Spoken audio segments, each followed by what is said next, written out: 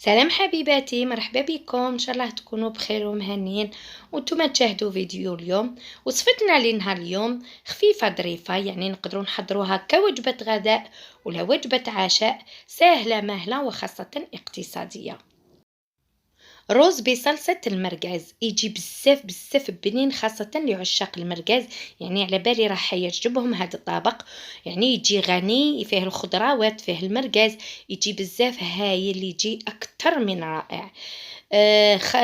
حبيباتي، نطلب منكم ابوني للقناة وجمل الفيديو وتفعيل الجرس، هكذا باش يوصلكم كل ما هو جديد من وصفاتي السهلة والاقتصادية. ما نطولش عليكم حبيباتي، نقولوا بسم الله ونصلوا ونسلموا على حبيبنا ونبينا محمد عليه أفضل الصلاة والسلام. هنا في المرحلة الأولى نروح نطيبوا الرز ديالنا. في الطنيجرة حطيت كمية تاع الماء، حطيتها تغلي، درت لها وريقة تاع الرند وزوج ملاعق كبار تاع الزيت، وحكمت من جهة واحدة أخرى زوج كيسان تاع الرز. هنا الرز من المستحسن نديروا الرز المفور، أنا استعملت بسماتي مفور هكذايا. نقعته في الماء، يعني قلت لكم زوج كيسان تاع الرز، نقعتهم هكذا في الماء. من بعد صفيتهم، كي غلى الماء ديالي حطيتهم فوق هذاك الماء اللي كان يغلي وخليتهم يطيبوا. من جهة واحدة أخرى حكمت المقلة ديالي. عندي كمية تاع المرقاز، هنا شريت حوالي 40,000، يعني 40,000 تجيكم كمية مليحة. هنايا قاعدة نخوي كامل في هذاك المرقاز، يعني نحيه من هذاك المصران ديالو هكذا بهذا الشكل. ان شاء الله حبيباتي الفيديو تاعي راه واضح لكم. بهذه الطريقه نفرغ كامل هذاك المرقاز.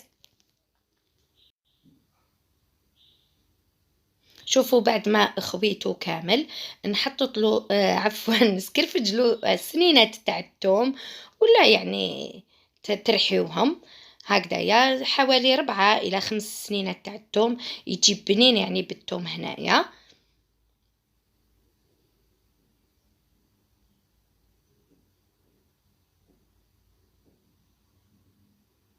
من بعد نحط المقله ديالي فوق النار. هنايا النار تكون متوسطه، ما ديروهاش النار عاليه بزاف، تكون النار متوسطه. ونبدا نعبص كامل في هذاك المرقاز ديالي هكذايا باش يخرج لي كامل هذوك السوائل ديالو، يعني هذاك الماء والزيوت كامل يخرجهم. انا هنا بعد ما يخرج كامل هذوك السوائل يعني نقص له، نفرغ منه كميه من هذيك لاصوص اللي يخرجها هكذايا، ما نخليهاش، ما نطيبش بيها. من بعد نروح نحضر الدرسة تاعي ولا الخضروات اللي راني حنطيب بيهم. عندي حبيبه تاع البصل وحبيبه تاع الطماطم وحبيبه تاع الفلفل. هنا الفلفل يكون احمر باش يعطيني ذوق حلو، يعني باش لاصوص ديالي تجيني حلوه. هكذا نقطعهم على شكل مربعات صغيره. والمرقاز ديالي يعني راهو فوق النار على نار متوسطه، وخليته هكذا. نبدا نرميلو في الخضر ديالي. اول مرحله نرمي هذاك البصل ونخلط، يعني كل ما ندير يعني مكون، يعني نبدا نحرك هكذا. ونزيد نروح نقطع الفلفل ديالي يعني المكونات التوعي كامله فوق النار بهذا الشكل. نقطع الفلفل ديالي تاني هو على شكل مربعات صغيره.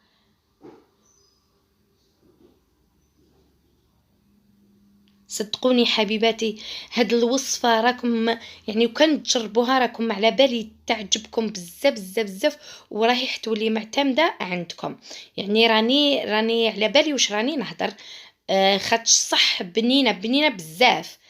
بهذا الشكل نزيد نحط تاني الفلفل ونزيد نعطيله تحريكه خفيفه هكذا. من بعد نروح للطماطم ديالي، هي تانا نقطعها قطع صغيره، يعني مربعات صغيره.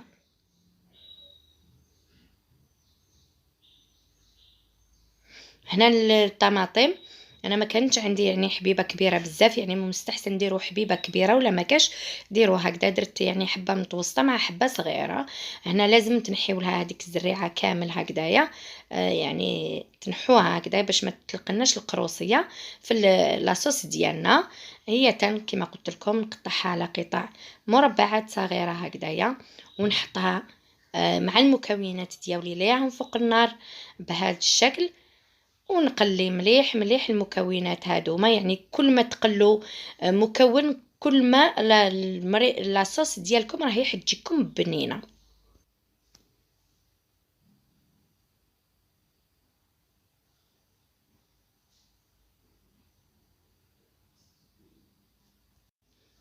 هنا حطيت لها ملعقه كبيره تاع طماطم مصبره هكذايا، ونخلط تاني نخلط مليح المكونات هكذا، يعني الطماطم هذيك يعني باش نحولها لاسيديتي هكذا نحركوها مع كامل هذوك المكونات.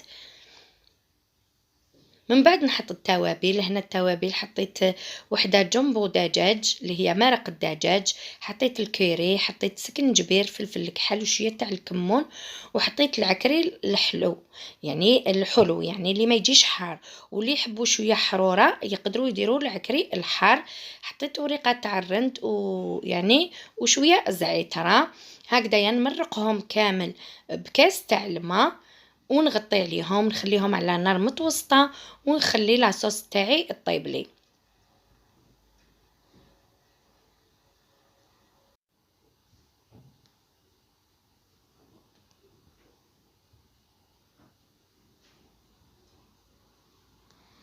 هنا بعد ما جاز واحد العشر دقائق هكذايا، شوفوا المريقه تاعنا ولا لاصوص تاعنا كيفاش راهي تلبات، يعني بدات تعقد لنا، حنا ما خلوهاش حتى تعقد كامل. الروز تاعي شوفوا طاب على حبه واحده، يعني جا ما شاء الله جا مزربع يجي رائع هكذايا. صفيتو كيما قلت لكم، راني صفيتو وفرغتو كامل فوق هذيك لاصوص هكذا باش يتشرب لي كامل هذوك لاصوص، ويتشرب المكونات هذوك الخضروات اللي درناهم، باش يعني يجينا رز رائع مزربع يجي رائع رائع. هنايا بعد ما حطيت كامل هذاك الرز ديالي نخليه يعني حوالي دقيقتين ولا، ونطفي عليه. هنا حبيباتي بعد ما نطفي عليه ما نحلش عليه، نعاود نغطيه وما نحلش عليه حتى يجوزوا 5 دقائق. بعد ما يجوزوا 5 دقائق باش يعني يتشرب مليح مليح، نروحوا يعني نقدروا نستعملوه ولا ناكلوه ولا. هذه هي حبيباتي الوصفه تاعنا اليوم، كما قلت لكم سهله مهله وخفيفه وبنينه. تقدروا تستبدلوا هذاك المرقاز بلا فيونداشي تاني يجيكم بزاف بنين، يعني يجي مثل تاع المطاعم، يجي اكثر من رائع. انا هنايا بعد ما طفيت عليه درت له شويه تاع المعدنوس وغطيت عليه. شوفوا هنا بعد ما فرغته، هذه هي حبيباتي نقول لكم فيديو تاعي الحق للنهايه، وصفتنا راهي حاضره. بقاو على خير، شهيتكم في الجنه، وسلام في فيديو اخر ان شاء الله.